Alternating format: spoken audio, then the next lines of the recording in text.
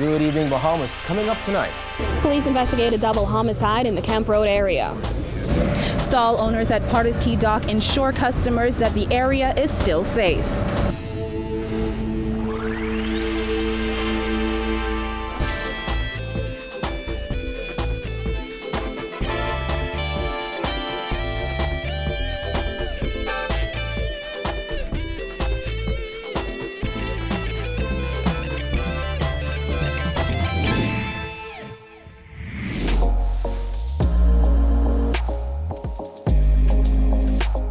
Our news is brought to you by Alive.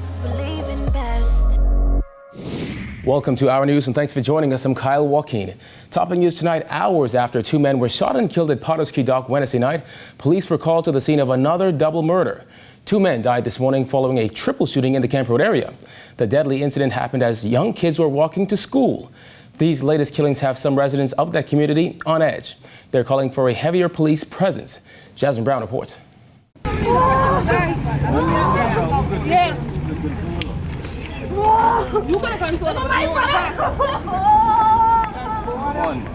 Police were called to this scene in White's Addition off Kemp Road around 7 on Thursday morning, where shocked neighbors and emotional family members had gathered.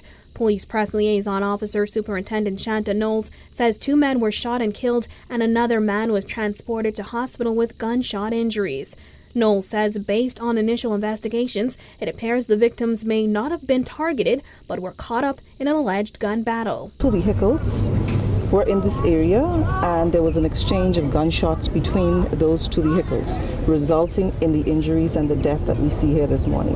At this time, we do believe that these persons were on the street and may have been caught up in the gunfire. Knowles said police are still trying to identify the make and models of the vehicles involved. Meanwhile, neighbors identified one of the victims as Timothy Lewis. Distraught family members of Lewis and the other man killed were too emotional for interviews, but shouted that they wanted the killer or killers behind bars. This resident, who did not want her face shown on camera, said residents of Kemp Road are constantly living in fear as shootings have become the norm. We have innocent old people, elderly people around here, children walking to school, and right there where the murder happened, children play ball there every day. She added the community was shocked over this latest incident, which involved young men whom she says never troubled anyone. Double homicide that happened this morning was very senseless. It wasn't gang related. Those persons that got shot had nothing to do with any gang. A shooting just happened around here, right around the corner in Abraham Street. The police did nothing about it. This latest incident comes roughly 11 hours after a double murder on Potters Key Dock. Superintendent Knowles says it's too early to determine if the killings are connected. We're working that information, and as soon as we can determine all the facts of the case, of course, we will present it where it needs to be. Now, police are asking for anyone with information to call in a tip to help solve these crimes. You can contact them at 502-9991 or Crime Stoppers at 328-TIPS. Reporting for Our News, I'm Jasmine Brown. All right, thanks, Jasmine. Well, hours before that Kemp Road shooting, two men were gunned down on Potters Key Dock. Stall owners, still shaken from the ordeal, called on police officers to increase patrols. Jillian Gray has that. Following that fatal shooting here at Potters Key Dock last night, stall owners are calling for police officers to beef up patrols.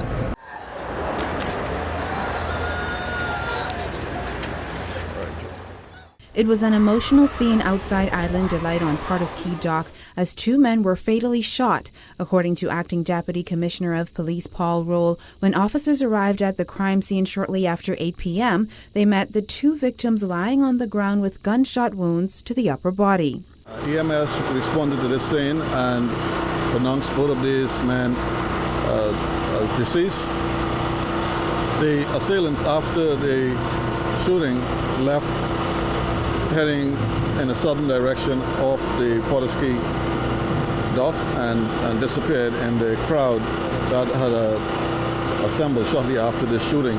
The management of Island Delight offered condolences to the victims' families and assured their customers that the incident is a rare occurrence. The restaurant will remain closed until officers give the all clear. Many of the nearby stall owners said they would feel safer if police increase patrols. We do have police on patrol, but then we'll need more protection, especially for the customers. I would like to see a little more police presence around. In recent months, Potter's Key Dock has been pegged by U.S. travel advisories as one of the places of concern for visitors, warning tourists to exercise caution, especially at night. Stall owners said the negative perception from recent incidents could affect business. People don't want to come out where guns are, just keep firing off, because most of the fellas they are no marksmen. This double homicide is reminiscent of another shooting that took place on Potter's Key Dock back in February. In both incidents, a lone gunman drew a firearm, fired shots, then fled on foot. Despite the fears of a few of the stall owners, Our News spoke to two owners who said they still feel that Potter's Key Dock is safe. It really is an issue of crime here on the dock, you know. It's just an incident happened on there. That could happen anywhere. It's still safe to come to Potter's Key Dock like any place else. The food is great. The atmosphere is, clean. We have police present, It might not be as much as we wanted. The acting assistant commissioner of police said they are treating this and all cases with the utmost concern, adding that police presence is on the dock and they would not categorize the popular hangout as a crime hotspot. We will do what it takes to make sure as much as possible that people are safe. Reporting for Our News, I'm Julian Gray. Well, the Commissioner of Police accompanied members of the Bahamas Christian Council for a walkabout through the Kemp Road area where the religious leaders spoke with residents and got a feel for the level of fear they may have of crime living in that area. Police Commissioner Anthony Ferguson said while he feels there were already enough officers in the areas of Kemp Road and Potter's Key Dock, a special operation is underway targeting those already known to police. I've assembled a special team to look closely at certain persons who we know. And I expect the team to be very successful. to be very successful in rooting the criminal element out. The commissioner also using the opportunity to speak out against the practice of bystanders capturing video and pictures of victims. As soon as somebody is injured, it's a very nasty habit of persons pointing a camera on persons lying in the road and then sending it viral and then adding voice to it.